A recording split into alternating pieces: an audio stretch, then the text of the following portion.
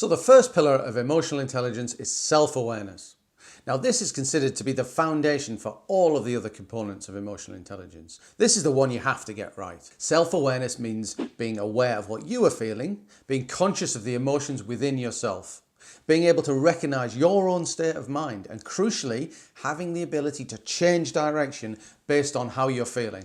Highly self-aware individuals are much more able to understand how their own behavior, body language, communications, and expressions can affect other people, and how they can affect the situation and the results they get.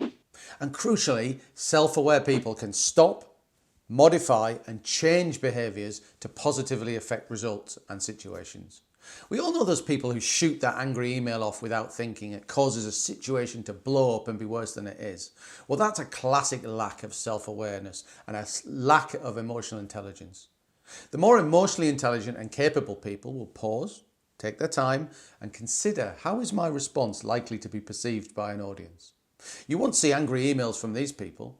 Everything is considered and calm with a full understanding of how their behavior is going to affect the situation. To me, it feels like being a fly on the wall or floating above myself, looking down at my own persona and scrutinizing how I'm acting and what I'm saying. You almost like withdraw from yourself. But it's much more than that. A highly self-aware person will know what they want to say, how they want to act, and then they'll be able to block any negative behaviors. And this is the important bit, before they happen.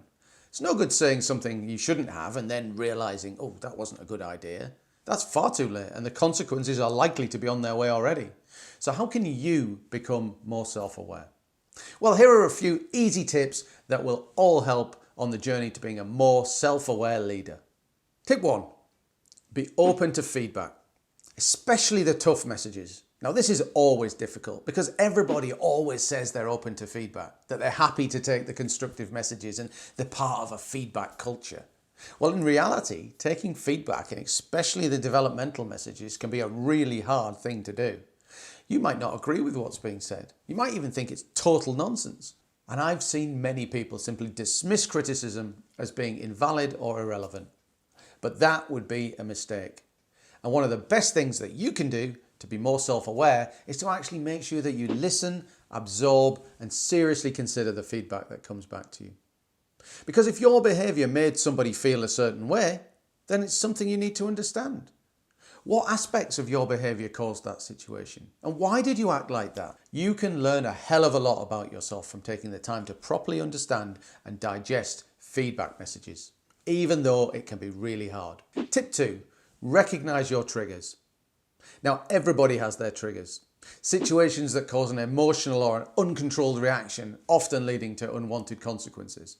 And self-aware people still have those triggers, but crucially, they know what their trigger points are and they can be situationally aware enough to predict the likelihood of one of those triggers being hit. So they can be ready to mitigate the impact. If they know somebody might trigger them, they're ready for it. And they can also change the course of the situation to even stop the trigger happening. It's natural to have triggers. And self-awareness doesn't remove them, but it can certainly help you to avoid your triggers having damaging consequences for you in your career. And if you don't know what your triggers are, then you could utilize the next tip to fill those blanks in. Tip 3, reflect on who you are and what you stand for. Now, if you've got a good handle on who you really are and the things that matter to you, then you'll be able to recognize when you might be about to be triggered. For example, I'm all about people. I have a genuine empathy and a personal investment in the success and the well-being of people that work in my teams.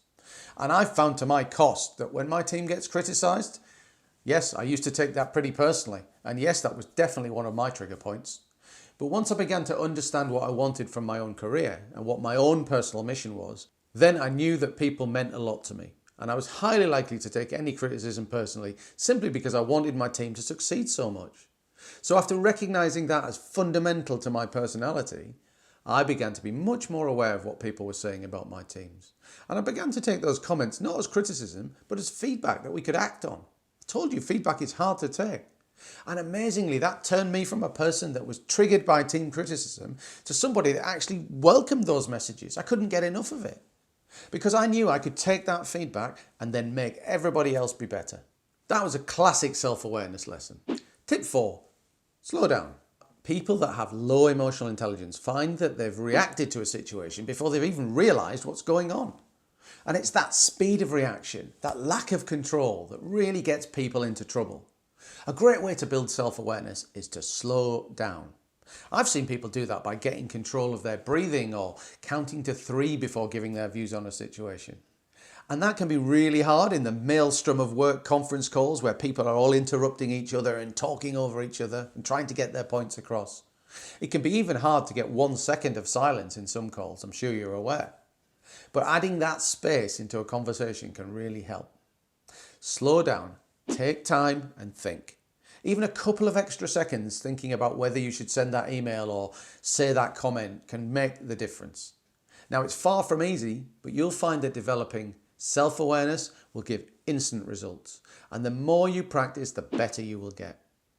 And with increasing self-awareness comes greater confidence, as you'll find that you'll be avoiding those emotional situations that can be so career limiting. And just as importantly, having a platform of good self-awareness is fundamental to developing some of the other pillars of emotional intelligence.